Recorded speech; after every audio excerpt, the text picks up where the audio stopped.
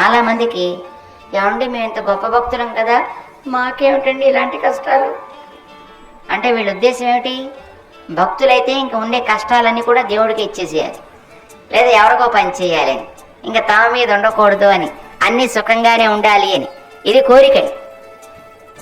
మీరు చాలామందిని విని ఉంటారండి, పొద్దున లేస్తే ఎన్నెన్ని పూజలు చేస్తామండి, ఎన్నెన్ని స్తోత్రాలు చదువుతామండి, ఎన్నెన్ని గుళ్ళకి తిరుగుతామండి, ఎన్ని దానాలు ధర్మాలు చేసామండి, దేవుడు మాకు ఇలాంటి కష్టం ఇచ్చాడేమిటండి అంటే నువ్వు చేసేవి చూసి పాపం దేవుడు ఇంకా నీ మీద ఏం లేకుండా మొత్తం అన్నీ తన మీద వేసేసుకోవాలనే ఉద్దేశం మనకి. నో, అలాగెప్పుడు దేవుడి మీదకి పోవాలని అనుకోరు. భక్తులకి కూడా కష్టాలు వస్తాయండి, భక్తులకే వస్తాయండి కష్టాలు. ఎందుకంటే నేను భక్తుడిని అని నువ్వు అనుకున్నప్పుడు నీలో ఆ భక్తి ఎంత దేవుడు చెక్ చేయాలనుకుంటాడు. నీ మీద భక్తుడు కనుక ప్రేమ కలిగినప్పుడు నీ మీద ఉండే దోషాలు పాపాలని త్వరగా తీసేయాలనుకుంటాడు. ఇప్పుడు సంచి నిండా కూరగాయలు ఉన్నాయనుకోండి, కూరగాయలు ఉన్నాయి, ఏదో బిస్కెట్ల పొట్లాలు ఉన్నాయి, ఇంకా కందిపప్పు ఉంది, ఇంకా ఏదో నూనె సీసా ఉంది, మీరింటికి తీసుకొచ్చారు. అవన్నీ కూడా బజార్లోంచి కొనుక్కుని రాగానే ఇంతలో అక్కడ ఉచితంగా ఏదో పోస్తున్నారు అని మీకు సమాచారం వచ్చిందనుకోండి, ఇంక వేరే సంచి ఇంట్లో లేదు, ఈవిడ ఇన్ని మోసుకొచ్చిన సంచియే పట్టుకెళ్ళాలి. అరగంట అయితే కట్టేస్తారని చెప్పారు, మీ ఇంటి నుంచి అక్కడ వెళ్ళడానికి ఆ పావుగంట పడుతుంది. అప్పుడు ఏం చేస్తారంటే సంచిలో ఉండేది ఒక్కొక్కటి తీసి ఈ అలమారలో ఒకటి, ఆ అలమారలో ఒకటి అలా సర్దుకుంటారా? ఏం చేస్తారు? సంచిని అమాంతం గుమ్మరించి ఒక్కసారి అందులో ఉండేవన్నీ పట్టు పరుగు. అలాగే నేను భక్తుణ్ణి అని నువ్వు అనుకున్నప్పుడు నీ మీద ఉండే పాపాలని త్వరగా తీసేయాలని దేవుడు ఒక్కసారి ఒకదాని తర్వాత వరుసగా మొత్తం అన్ని తీసేస్తాడు. అలా తీసేయడం మనకు కొంచెం కష్టం వేసినట్టు అనిపిస్తుంది. పాపాలు ఒక్కొక్కటి తీయాలంటే త్వరగా వెళ్ళిపోవాలి కదా, అంచేత ఎంతో అనుభవించాల్సింది ఇంత అనుభవించేట్టుగా చేసి తీసేస్తాడు. మరేం లేకుండా తీసేస్తే మళ్ళీ ఆయన మీద కంప్లైంట్ చేయరు ఎవరైనా? అలా చేయకుండా ఉండాలంటే ఏదో ఇచ్చినట్టుగా చెయ్యాలి.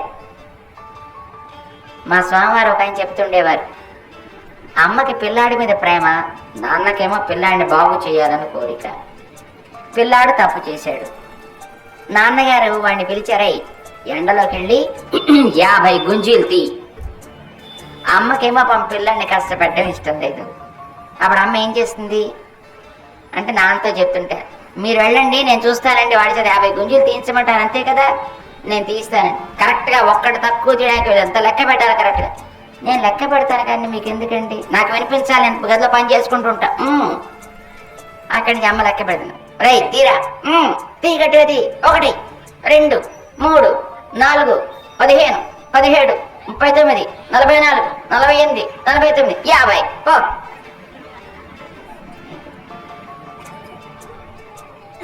ఏమండి 50 తీసేసాడా? 50 లెక్క పెట్టి 48 49 50 అన్నాను కదా. ఇది అమ్మ, ఇది దేవుడికి ఉండే ప్రేమ కూడా.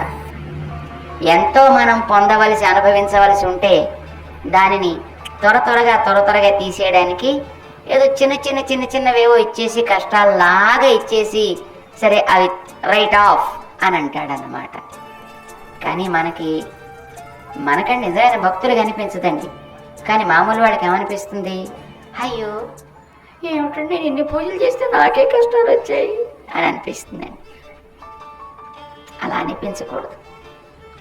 మీకు తెలుసును, ద్రౌపది ఎంత భక్తురాలండి, ఎన్ని కష్టాలు వచ్చాయి ఆవిడకి. కుంతీదేవి ఎంత భక్తురాలు, కష్టాలు రాలేదా?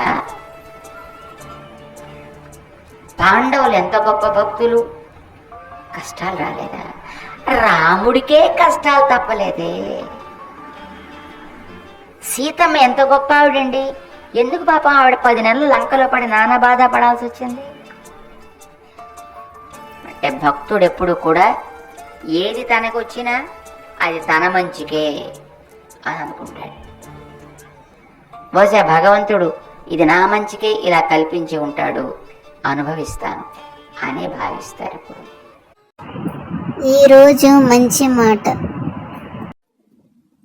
ఈ వీడియో నచ్చినట్లయితే లైక్ చేయండి, షేర్ చేయండి, సబ్స్క్రైబ్ చేసుకోండి. Thank you.